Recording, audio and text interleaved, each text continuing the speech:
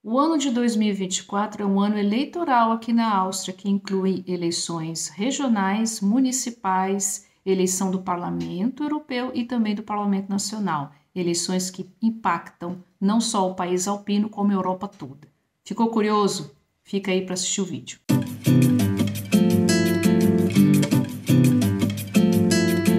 Olá, sejam todos muito bem-vindos ao meu canal. Eu me chamo Adriana Ribeiro Maia, esse é o Vida Europa e essa é a série Eleições 2024 na Áustria, onde terão várias eleições, que eu vou daqui a pouco contar para vocês, que inclui também a eleição do Parlamento Nacional e a eleição do Parlamento Europeu. Eleições que, mesmo que a Áustria seja um país pequenininho, ou como é chamado pela imprensa, o país alpino, é uma eleição ou várias eleições que vão mudar, ou seja, vai haver uma troca de poder, inclusive havendo uma nova configuração política.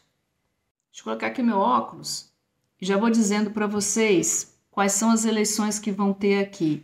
No 10 de março vai ter a eleição que se chama em alemão de Gemeindewahl. Gemeindewahl são as eleições municipais da Câmara da cidade de Salzburg, ok?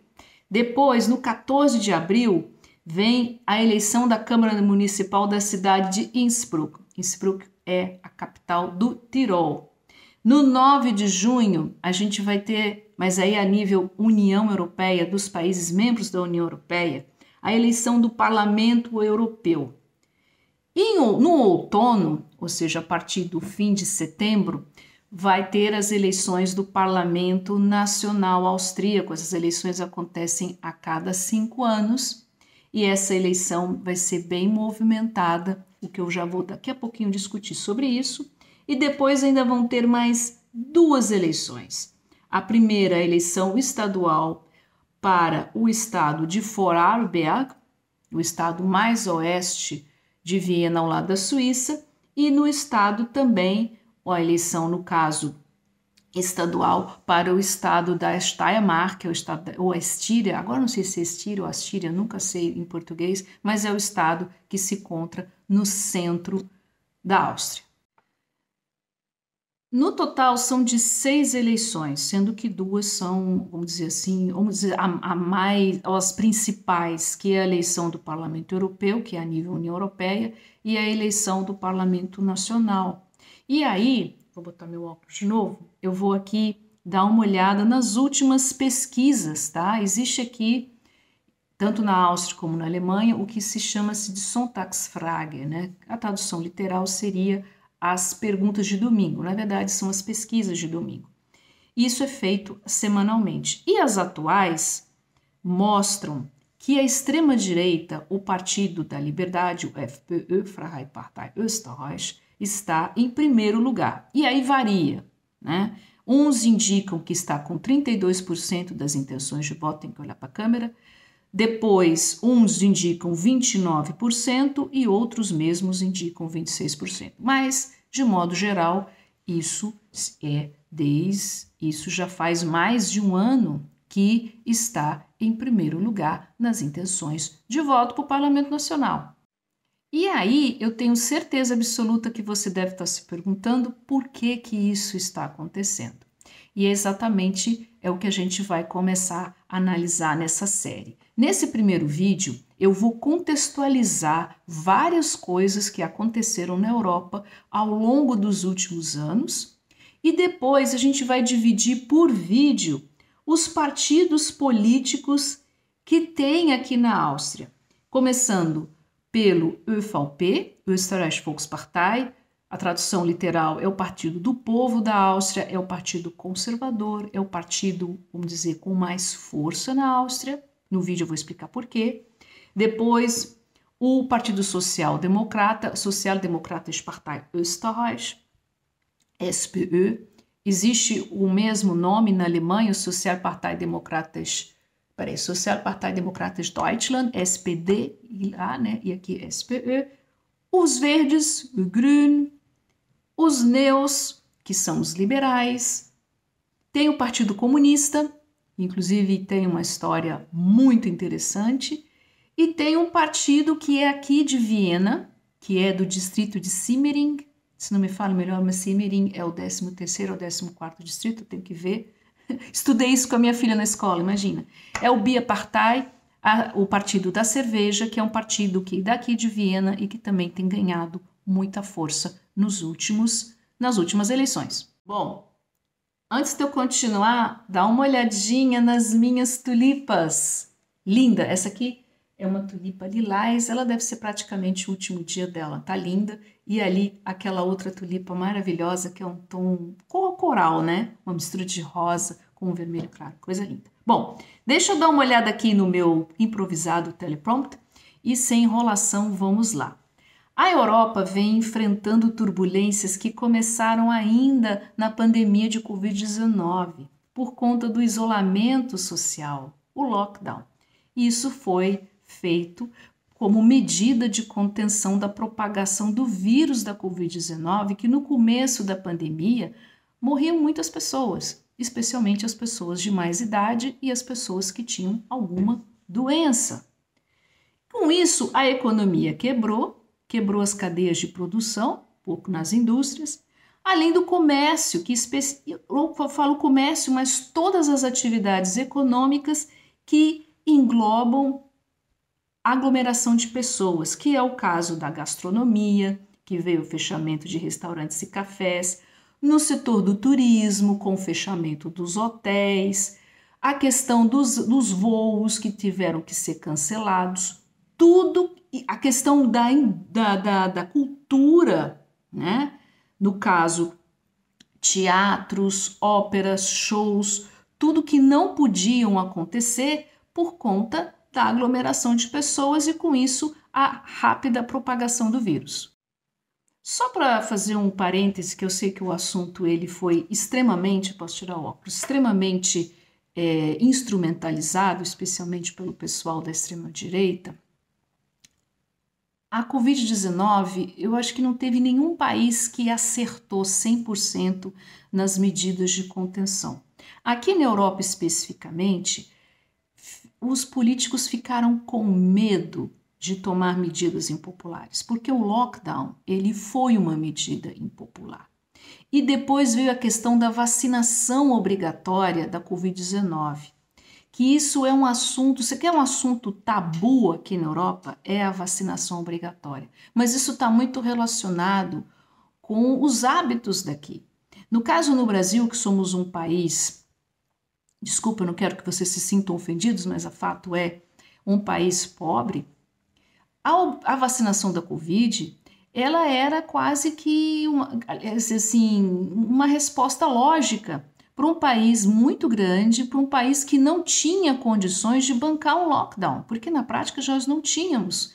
E isso foi o grande erro do governo passado, ao não ter feito a vacinação como deveria ter feito. Aqui, no caso, o pessoal da extrema-direita, eles muito bem organizados nas redes sociais, eles começaram a instrumentalizar essa questão da vacinação obrigatória e organizaram vários protestos. Inclusive, eu estive em alguns desses protestos para cobrir para o blog, inclusive vou deixar aí nos cards para vocês darem uma olhada. E protestos que chegaram a ter 50 a 60 mil pessoas, o que para Viena é muito, para a Áustria é também bastante.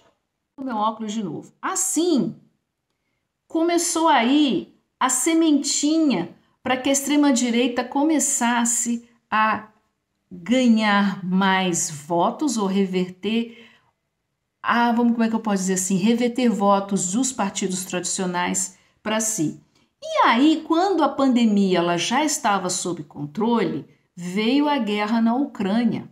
E o que a guerra na Ucrânia fez? A guerra na Ucrânia, ela expôs a dependência dos recursos energéticos por parte de países da Europa com a Rússia. A Áustria, por exemplo, chegou a ter 70% do gás russo, que vinha muito barato. E esse gás, ele era utilizado basicamente para a indústria. E aí, para conter essa guerra, foram impostas sanções econômicas. E uma das sanções foi que não se podia mais consumir, no caso, não falo em consumir, mas não podia mais trazer para a Europa gás e petróleo, né? Só que isso fez com que o preço, a inflação que já vinha, ou seja, a economia ela já vinha meio batida por causa da pandemia de Covid-19, com as sanções econômicas contra Vladimir Putin, nesse caso, ou contra a Rússia, fizeram com que o preço, a inflação disparasse exatamente com o preço da energia e mais ainda o preço do aquecimento. Porque aqui na Europa, a gente já falou isso em vários vídeos e volto a dizer, tem um aluguel, a Europa Central que eu falo, tá? Tem um aluguel e o aquecimento é pago à parte.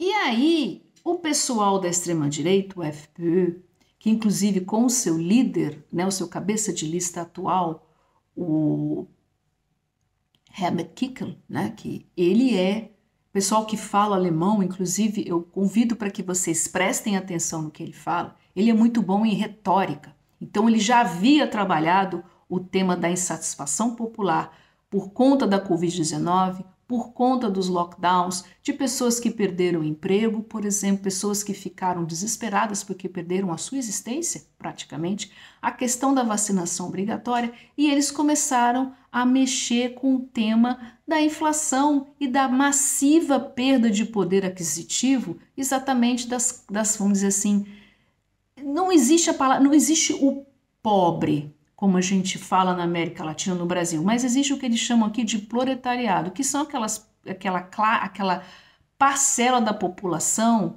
que vive de trabalho assalariado, e esses foram diretamente afetados, e foi esse grupo que o pessoal da extrema-direita ganhou votos, e muito.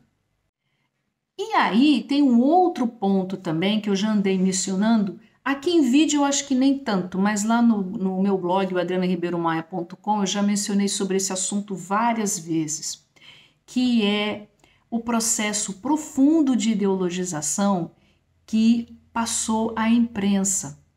O que significa isso? As pautas woke que chegaram aqui na Europa, essas pautas que vêm dos Estados Unidos, a cultura do cancelamento, esse discurso, eu vou falar a palavra vazio, que se utilizou ou se apropriou de pautas identitárias muito importantes, como, por exemplo, a questão do feminismo, a questão do racismo, a questão das comunidades LGBTG, agora já nem sei quantas letras tem, e fizeram uso disso de uma maneira tão placativa, tão lacradora, que isso gerou na população um mal-estar ainda maior. Aqui, por exemplo, no atual contexto que estamos, falar de identidade de gênero, ninguém aguenta mais, porque o negócio foi tão mal feito, tão colocado nessa ótica lacradora, que ninguém aguenta mais. E isso também foi instrumentalizado pelo pessoal da extrema-direita.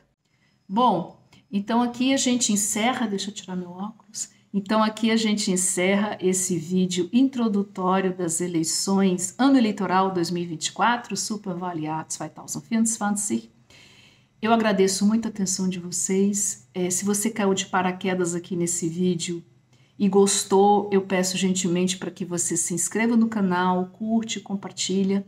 Essa série ela é pensada na comunidade brasileira aqui na Áustria, tá? O pessoal que precisa entender como isso funciona, até porque deve-se seguir o noticiário local para aprimorar o alemão e, sobretudo, para entender o que está acontecendo no país alpino, que estamos aí diante de uma grande mudança. Tá certo? Muito obrigada pela atenção de vocês e até o próximo vídeo.